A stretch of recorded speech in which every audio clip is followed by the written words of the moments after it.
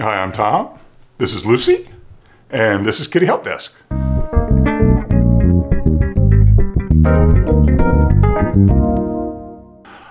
I often get asked how you can tell whether or not a cat will get along with other cats. Like, for example, if you're thinking of adopting a new cat into your home, how do you pick the new cat? And also, how can you tell if your resident cat will be accepting to them? Now, there's no real way to know for sure, but it's a safe bet to begin with the premise that adult cats generally dislike other adult cats. They don't really want to hang out with other adult cats.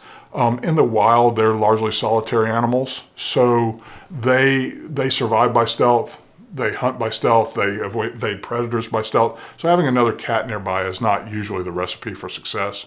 So as they age, especially once they get beyond the age of 4, they tend to be less accepting of new individuals. Now, that's a tendency.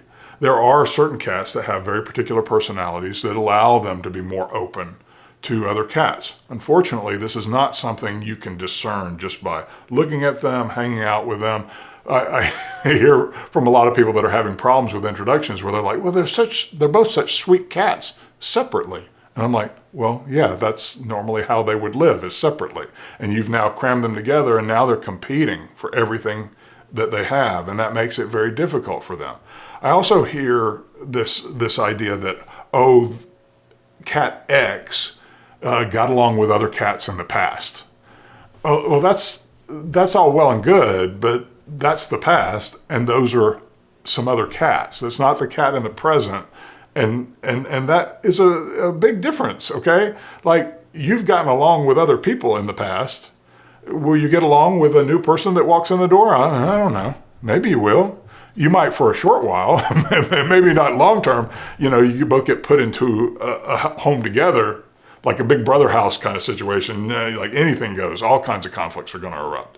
Here's the thing. A lot of shelters are going to put a positive spin on the cats that they have. So when you come in and you say, hey, I'm looking for another cat they'll say, oh, well, this cat hangs out with these other cats and they get along just great, in order to try to persuade you to adopt that particular cat. But the way that cat interacts with those particular cats in that particular situation is those cats in that particular situation. That is not your home, okay? So it's really difficult to discern. The only thing that generally will help you succeed is to do a very slow introductory process to make sure the cats are separated for a long period of time. And some introductions can take months, okay? This is not a trivial process.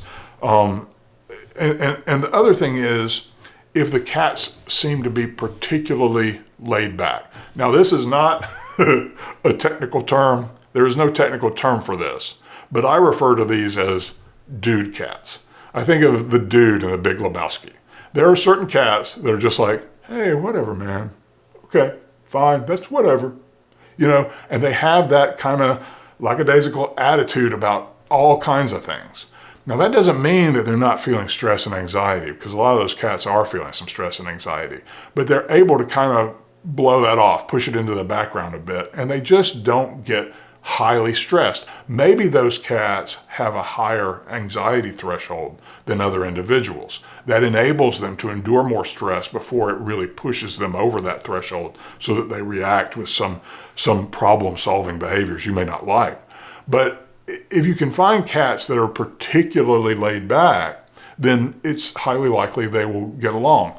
If you can find 2 cats that are both below the age of 4, they're more likely to get along. If you can find 2 cats who are siblings who knew each other as kittens, they're more likely to get along. And if you're putting together 2 kittens, they're very likely to get along. It's kind of like if you put 2 toddlers in a room together. They're generally going to get along pretty well. You put 2 adult humans in a room together, they'll get along okay at first, but then, if they're there for a long enough time, there's going to be problems and conflicts, in most cases.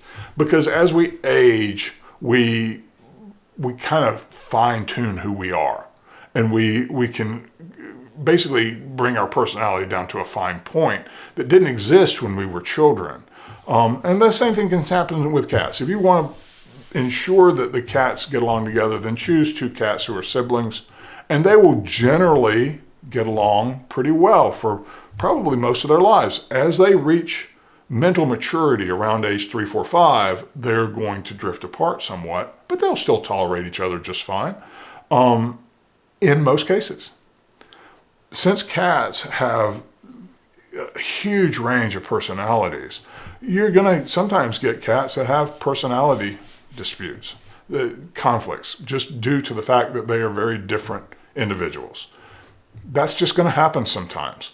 But if you can provide enough resources in your home and a long enough introductory process and really help them to feel like they're not competing for the things that they need, then I think you can ultimately be successful at having a happy home and helping them to cohabitate in a happy way ongoing. Thanks for watching. Please like and subscribe, and I'll see you next time. Thanks. Bye.